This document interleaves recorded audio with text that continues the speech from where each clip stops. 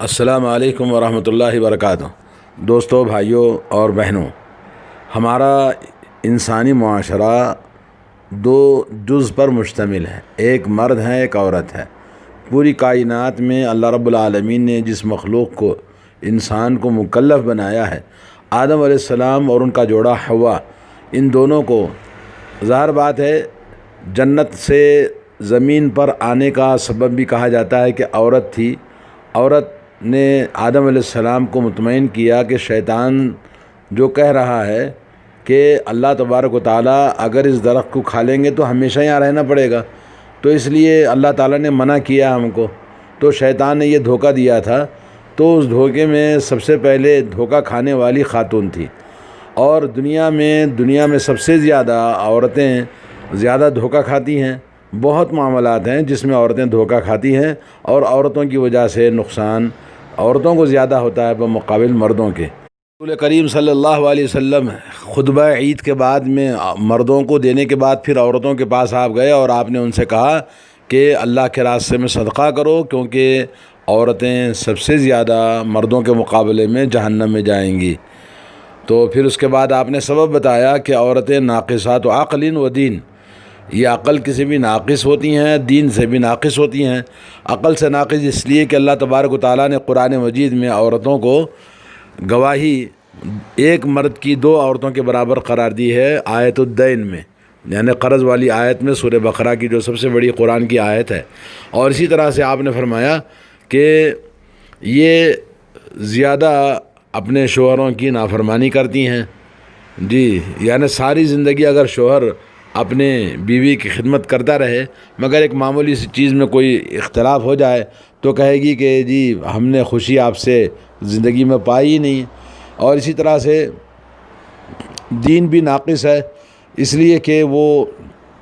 اپنی ماہواری کی وجہ سے نمازیں چھوڑ دیتی ہیں، اور گھروں میں رہنے کی وجہ سے بہت سارے نیک کام جو باہر مرد کرتا ہے، امر بالمعروف نہی عن المنکر، صدقات، خیرات، بہت ساری چیزیں، اس سے عورت محروم رہ جاتی ہے۔ اور اس لیے بھی عورتیں گھر میں رہنے کی وجہ سے بہت سارے ان کے زندگی میں علم کی کمی اور نادانی کی وجہ سے عقائد میں، معاملات میں اور اعمال میں بہت ساری غلطیاں ان کے اندر پیدا ہو جاتی ہیں۔ تو اس لیے ہم دیکھتے ہیں کہ آج کل جیسا کہ معاشرے میں زیادہ تر عورتیں ہی ہر جگہ بازاروں میں اور درگاہوں پر، مزاروں پر باباؤں کا دھندا چلانے والی، اور فاتحہ نیاز کرنے والی، اور اسی طرح سے تعویذ گنڈا کرنے والی، اسی طرح سے دھاگے اور من کے فلاں چیزیں، سب برے عقائد جتنے بھی ہیں اس میں سب پہل کرنے والی عورتیں ہوتی ہیں۔ تو آئیے آج آپ کو بتائیں گے کہ عورتوں کے مخالفات دین کے اندر شرعی اعتبار سے کیا کیا ہیں، ترتیب وار بتاتے ہیں۔ تو سب سے پہلے نمبر 1، جادوگروں، کاہنوں اور شعبدہ بازیوں کے پاس جانا عورتیں زیادہ ہوتی ہیں۔ عموماً جب کسی عورت کو کوئی بیماری لاحق ہوتی ہے، یا جادوگر کا کوئی اثر اس کے اوپر نظر آتا ہے یا وہم ہو جاتا ہے، تو جادو کا وار ہوتا ہے یا نظر لگ جاتی ہے، تو فوراً عورت مذکورہ افراد کی طرف رجوع کرتی ہے، یعنی کسی جادوگر کے پاس جانا، کاہنوں کے پاس جانا یا شعبدہ باز کے پاس جانا، تاکہ علاج معالجے کے ساتھ ساتھ کوئی ایسا عمل بھی کروایا جائے جس سے اس کا شوہر، اس کی محبت اپنے شوہر سے باقی رہے۔ یہ سب کچھ کرنا اسلام میں حرام ہے، بلکہ اس کی تصدیق کرنا کفر ہے، جیسا کہ نبی کریم صلی اللہ علیہ وسلم کی حدیث ہے، من اتا کاہنا فصدقه بما یقول فقد کفر بما انزل علی محمد صلی اللہ علیہ وسلم۔ یہ تمام کتب سنن میں حدیث موجود ہے، جس کا ترجمہ یہ ہے کہ جو شخص کسی کاہن کے پاس آیا اور اس کی بات کی تصدیق کی، تو اس نے محمد صلی اللہ علیہ وسلم پر اتاری گئی شریعت کے ساتھ کفر کرنے والا ہوگا۔ یعنی عورتیں فال کھلواتی ہیں، مزاروں درگاہوں پہ جاتی ہیں، باباؤں کے پاس جاتی ہیں، اپنے لیے، اپنے شوہر اور اپنے بچوں کے لیے مختلف قسم کی چیزیں ان کے اندر رائج ہیں۔ اور وہ شخص جو ایسے لوگوں کے پاس جائے اور تصدیق نہ کرے، اس کے متعلق آپ صلی اللہ علیہ وسلم نے فرمایا، من اتا عرافا فسالہ عن شیء لم تقبل له صلاۃ 40 یوما، یہ حدیث صحیح مسلم کے اندر آئی ہے کہ جس میں اللہ کے رسول صلی اللہ علیہ وسلم کا ارشاد ہے، اگر کوئی شخص کسی کاہن، نجومی وغیرہ کے پاس آیا اور اس سے کچھ پوچھا تو اس کی 40 دن کی نماز اللہ تعالیٰ قبول نہیں کرے گا، اس کی نماز 40 دن کی قبول نہیں کی جائے گی، کیونکہ کاہن اور نجومی یہ سب غیب کی باتیں اپنی طرف سے لگا کر بولتے ہیں، جیسا کہ دوسری حدیثوں کے اندر آتا ہے کہ کاہن وہ ایک بات شیطان اگر اس کو صحیح بتاتا ہے تو اس میں 99 جھوٹ ملا کر سامنے والے کو بتاتے ہیں، تو یہ تصدیق کرنے والا اسلام سے خارج ہو جاتا ہے، کافر ہو جاتا ہے، اس کی نماز قبول نہیں ہوگی 40 دن کی، جیسے کہ بتایا گیا ہے، تو یہ عقیدے کی خرابی ہے۔ نمبر 2، عورتوں کا مزاروں پر جانا۔ اکثر عورتیں مزاروں پر، درگاہوں پر جاتی ہیں جو خصوصاً رسول اللہ صلی اللہ علیہ وسلم کی قبر پر سفر کر کے پہنچتی ہیں، جبکہ رسول اللہ صلی اللہ علیہ وسلم نے فرمایا لعن اللہ زوارات القبور، اللہ تعالیٰ نے قبروں کی کثرت سے زیارت کرنے والی عورتوں پر لعنت فرمائی ہے۔ یہ حدیث مسند احمد کے اندر موجود ہے۔ حدیث میں بکثرت زیارت کرنے والے کا یعنی لعنت کا موجب قرار دیا گیا ہے۔ ہاں، اگر عورت کبھی کبھار آخرت کی یاد تازہ کرنے کے لیے یا کوئی خاص سبب ہے قبرستان جاتی ہے تو اس کا جواز ملتا ہے، لیکن بلا سبب، جیسا کہ آپ دیکھیں گے دنیا میں جہاں بھی مزارات ہیں ان مزارات میں، ان درگاہوں میں سب سے زیادہ عورتیں سب سے زیادہ عرس، میلے ٹھیلے میں اور مشہور درگاہوں پر کثرت کے ساتھ ملتی ہیں، جو کہ سب سے بڑا شرک اکبر ہے۔ نمبر 3، ان کا عقیدے کے خلاف میں کافر عورتوں سے سلام میں پہل کرنا اور ان سے دوستی لگانا۔ امام الانبیاء علیہم الصلاۃ والسلام نے فرمایا لا تبدأ الیہود ولا النصارى بالسلام، یہود و نصارہ سے سلام میں پہل نہ کرو۔ یہ حدیث صحیح مسلم کے اندر آئی ہے جس میں نبی علیہ الصلاۃ والسلام نے غیر مسلم جو کہ یہود و نصارہ ہیں یا موجودہ یا کافر ہندو ہیں یا کہ جتنے بھی غیر مسلم ہیں ان کو آگے بڑھ کے سلام کرنا غلط ہے۔ اور اسی طرح اکثر عورتیں کافروں کی سالگرہ پر انہیں مبارکباد دیتی ہیں اور انہیں نیو ایئر نائٹ کے مبارکباد دیتی ہیں اور ان کے فنکشنوں میں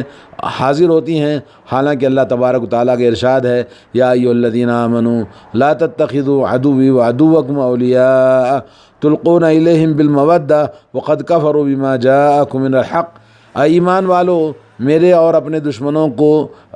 دوست نہ بناؤ، تم ان سے محبت کرتے ہو جبکہ وہ تمہارے پاس آنے والے دین حق کا انکار کرتے ہیں۔ سورہ ممتحنہ آیت نمبر 1۔ تو یہ تیسری جو کہ عورتوں کو کافروں سے دوستی یا ان کے تعلقات، جیسا کہ بہت ساری عورتیں کہتی ہیں بھئی ہمارے پڑوس میں ہیں، ہمارے ساتھ میں ہیں، تو دوستی کا مطلب یہ نہیں کہ ان کے ساتھ آپ ان کے دینی چیزوں میں ان کے سامنے جھک جائیں اور ان کے پوجا کی ہوئی چیزوں میں شریک ہوں، جیسا کہ بہت سارے مسلم عورتوں کو آج کل دیکھا جا رہا ہے کہ درگاہوں، مندروں میں جا کر وہ غیر مسلموں کے ساتھ میں پوجا پاٹ میں بھی شریک ہوتی ہیں۔ نمبر 4، دینی امور سے ناآشنائی اور دینی علم حاصل نہ کرنا بھی ایک بہت بڑی غلطی ہے۔ اکثر عورتیں دینی مسائل کی طرف توجہ نہیں دیتی ہیں اور یہی وجہ ہے کہ اولاد کی تربیت اسلامی نہج پر نہیں ہوتی ہے، کیونکہ جس ماں نے تربیت کا کام کرنا تھا وہ بیچاری خود دین کی اہمیت سے ناآشنا ہے۔ اور عورتوں کے لیے ضروری ہے کہ وہ عورتوں سے متعلقہ مخصوص احکام، مثلا حیض و نفاس کے احکام، شرعی پردے کے احکام، رضاعت وغیرہ، دودھ پلانے کے احکام اور ضروری تمام عقیدے کے، عبادات کے تمام چیزوں کا علم حاصل کرنا ہر عورت کو ضروری ہے، اور بہتر ہے کہ اپنی اصلاح اور اولاد کی تربیت کے لیے گھر گھر میں دینی لائبریری کا اہتمام کیا جائے اور دینی کتب کا مطالعہ اپنے پسندیدہ مشغلہ بنایا جائے۔ لیکن آج کل مصیبت، ماں باپ تربیت اپنی اولاد کی نہ کرنے کی وجہ سے بیٹی کو بغیر اسلامی تربیت کیے کہ اسلام اور اللہ تعالیٰ کا ڈر، عبادات اور عقیدے کی تعلیم کے بغیر ہم اٹھا کر شادی کر دیتے ہیں، اور وہ لڑکی اپنے سسرال جا کر وہ اور بھی زیادہ آزاد اور دین سے دور اور بے ایمان اور بدعقیدہ اور وہاں کے ماحول میں رچ کر اپنے اولاد کو صحیح تربیت نہیں کر پاتی ہے۔ نمبر 5، مردوں پر نوحہ کرنا اور گریما پھاڑنا۔ امام الانبیاء علیہم الصلاۃ والسلام نے فرمایا لیس منا من لطم الخدود وشق الجیوب ودعا بدعوى الجاہلیہ۔ صحیح بخاری اور صحیح مسلم کی حدیث ہے، جو عورت مصیبت کے وقت میں چہرہ پیٹے، گریما پھاڑے اور جاہلیت کی پکارے وہ ہم میں سے نہیں ہے۔ ایک اور جگہ پہ رسول کریم صلی اللہ علیہ وسلم کا ارشاد ہے النائحۃ ما لم تتب قبل موتها تقام یوم القیامہ وعلیہا سربال من قطران ودرع من جرب۔ فرمایا صحیح مسلم کی حدیث میں، نوحہ کرنے والی عورت اگر مرنے سے پہلے توبہ نہ کرے تو اسے قیامت کے دن کھڑا کیا جائے گا اور اس پر پگھلے ہوئے تانبے کے قمیص اور خارش کا کرتا پہنایا جائے گا۔ لا حول ولا قوت الا باللہ۔ یعنی اکثر گھروں کے اندر کوئی بھی تکلیف و مصیبت آتی ہے، آفت آتی ہے، کسی کی موت ہوتی ہے تو سب سے زیادہ نوحہ کرنا، واویلا کرنا، بین کرنا، عورتیں آگے ہوتی ہیں تو عورتوں کو خاص طور پر اس سے منع کیا گیا ہے۔ نمبر 6، بلا ضرورت عورتوں کا کافر عورتوں کے ساتھ میں سفر کرنا اور ان کے ساتھ ہاسٹل میں رہنا۔ اکثر عورتیں تعلیم کا بہانہ بنا کر یا تعطیلات گزارنے کے خاطر کافر ملکوں میں جاتی ہیں۔ اسی طرح سیر و سیاحت کے خاطر بھی ایسا کیا جاتا ہے، اور تعلیم کے نام سے ہاسٹل میں غیر مسلم لڑکیوں کے ساتھ میں جو مسلمان لڑکیاں داخل کی جاتی ہیں، جو کہ شرعاً ممنوع ہے، نیز شادی کی پکنک اسی زمرے میں آتی ہیں۔ بہت ساری جو اور بھی جو اختلاط غیر مسلم عورتوں کے ساتھ میں مسلمان عورتیں کرتی ہیں، یہ سب کا سب حرام ہے۔ نمبر 7 یہ کہ عورتوں کا اپنے شوہروں سے خادم طلب کرنا۔ اکثر عورتیں اپنے شوہروں سے مطالبہ کرتی ہیں جن کے ہاں خوشحالی ہے کہ ہمیں گھر میں خادم چاہیے، ملازم چاہیے، یا گھر کے کام کاج کے لیے کوئی آدمی چاہیے۔ حالانکہ ایسے افراد مسلم ہوں اور غیر مسلم یہ عورتوں کے لیے خطرناک ہیں اور اس میں بہت ساری خرابیاں ہیں۔ تو اس طرح سے اپنے گھر میں مردوں کو کام کرنے کے لیے رکھنا یا عورتیں غیر مسلم کو اپنے گھر میں کام کاج کے لیے رکھنا، یہ بہت بڑی مصیبت کا سبب بنتا ہے، جو کہ اسلام میں جائز نہیں ہے۔ نمبر 8 مسلمان مردوں اور عورتوں کا مذاق اڑانا، یعنی اسلام کے ماننے والوں کا مذاق اڑانا۔ کوئی بھی جیسے آج کل عورتوں میں بیٹھے مجلس میں ملاؤں کا مذاق اڑا رہے ہیں، مولویوں کا مذاق اڑا رہے ہیں جی، یا مختلف قسم کے جو بھی مسلمان مذاق اڑاتا ہے تو یہ بہت بڑا گناہ ہے۔ عورتوں میں مذاق اڑانے کی وبا عام ہوتی ہے، خصوصاً دیندار عورتوں کا مذاق اڑایا جاتا ہے، اور یہ مذاق اڑانے والی عورتیں یہ سوچتی ہی نہیں کہ دین کی وجہ سے کسی کا مذاق اڑانا دائرۂ اسلام سے آدمی کو خارج کر دیتا ہے۔ خصوصاً آج کل پردہ دار عورتوں کا مذاق اڑانا تو بالکل عام ہو چکا ہے کہ بڑا پردہ کرتی ہے، اپنے آپ کو بڑا بنتی ہے، حالانکہ یہ بہت بڑا کفر ہے۔ اللہ تعالیٰ کا ارشاد ہے وَلَئِن سَأَلْتَهُمْ لَيَقُولُنَّ إِنَّمَا كُنَّا نَخُوضُ وَنَلْعَبُ قُلْ أَبِاللَّهِ وَآيَاتِهِ وَرَسُولِهِ كُنْتُمْ تَسْتَهْزِئُونَ لَا تَعْتَذِرُوا الْيَوْمَ قَدْ كَفَرْتُمْ بَعْدَ إِيمَانِكُمْ۔ سورہ توبہ آیت نمبر 65 اور 66۔ اگر آپ ان سے پوچھیں گے تو صاف کہہ دیں گے کہ ہم تو یوں ہی آپس میں ہنس بول رہے تھے، مذاق کر رہے تھے۔ آپ کہہ دیجئے صلی اللہ علیہ وسلم، اللہ، اس کی آیتیں اور اس کے رسول ہی تمہاری ہنسی مذاق کے لیے رہ گئے ہیں۔ تم بہانہ نہ بناؤ، یقیناً تم اپنے ایمان کے بعد کفر میں داخل ہو چکی ہو، تمہارا ایمان جاتا رہا۔ تو جو شخص، آیتیں اور بھی ہیں کہ جو کسی کا مذاق اڑاتا ہے، اللہ نے فرمایا لا یسخر قوم من قوم عسى ان يكونوا خيرا منهم ولا نساء من نساء عسى ان يكن خيرا منهن۔ تو ولا تلمزوا انفسکم ولا تنابزوا بالالقاب بئس الاسم الفسوق بعد الایمان، کہ کوئی مرد کسی مرد کا مذاق نہ اڑائے اور کوئی عورت کسی عورت کو حقیر سمجھ کر اس کا مذاق نہ اڑائے، بلکہ اپنے آنکھوں سے کوئی بھی اشارہ کرنا اور ہاتھوں سے اشارہ کرنا اور اس طرح سے کوئی بھی کسی کا مذاق اڑاتا ہے تو یہ بہت بڑا گناہ ہے، گناہ کبیرہ ہے، کیونکہ جس کا مذاق آپ اڑاتے ہیں ممکن ہے اللہ تعالیٰ کے پاس میں وہ آپ سے اچھے ہوں گے۔ نمبر 9 یہ ہے کہ اپنے آپ کو موت کی بد دعا دینا۔ عورتوں کے اندر